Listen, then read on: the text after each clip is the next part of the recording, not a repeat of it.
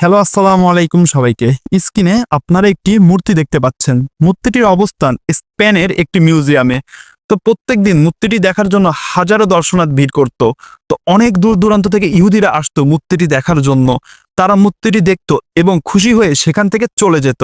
তো একদিন একজন ইহুদি ব্যক্তি এসেছে মূর্তিটি দেখার জন্য এবং সেই ইহুদি ব্যক্তিটি ছিল অনেক বুদ্ধিমান। সে মূর্তিটি দেখে ঊর্ধ্বতন কর্মকর্তার কাছে রিপোর্ট করলো। তিনি তাদেরকে বলল যে দ্রুত এখান থেকে এই মূর্তিটি সরিয়ে ফেলুন। তখন উত্তরে ঊর্ধ্বতন কর্মকর্তা বলল, কেন? এই মূর্তিটিতে তো আমি খারাপ কিছু দেখছি না। এখানে আপনাদেরকে সর্বোচ্চ স্থানে রাখা হয়েছে এবং সর্বনিম্ন স্থানে রাখা হয়েছে একজন মুসলমানকে। তখন উত্তরে ইহুদি ব্যক্তিটি বলল, দেখুন, আমি যা বুঝতেছি বা আমি যা অনুমান করতে পারতেছি আপনারা কেউই তা বুঝতেছেন না বা কেউই তা অনুমান করতে পারতেছেন না। সেটি হলো, এই মুসলিম ব্যক্তির উপরে দুইজন ভর দিয়ে আছে, একজন খ্রিস্টান ব্যক্তি, একজন ইহুদি ব্যক্তি। যেদিন এই মুসলিম ব্যক্তিটি তাদের ভর সহ্য করতে পারবে না, সে উঠে দাঁড়াবে, তখন সবার প্রথমে যে ব্যক্তিটি করবে সেটি হলো ওই ইহুদি ব্যক্তিটি।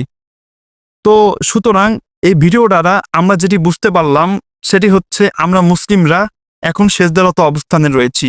তাই সব জাতিরা আমাদের উপর নির্মম অত্যাচার করছে, অবিচার করছে, যা ইচ্ছা তাই করছে। কিন্তু যেদিন আমাদের দেয়ালে পিঠ থেকে যাবে এই মূর্তিটির মতন, আমরা আর ভার নিতে সক্ষম হব না, যেদিন আমরা উঠে দাঁড়াতে শিখব, সেদিন কিন্তু সবার প্রথমে ওই ইহুদি ব্যক্তিটিই পড়বে এবং তাদের কোনো চিহ্নই থাকবে না।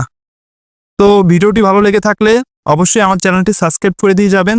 আর এটি আমার এই চ্যানেলের প্রথম ভিডিও। অবশ্যই আমার জন্য দোয়া করবেন, আমি যাতে এরকম ভিডিও আপনাদেরকে দিতে পারি।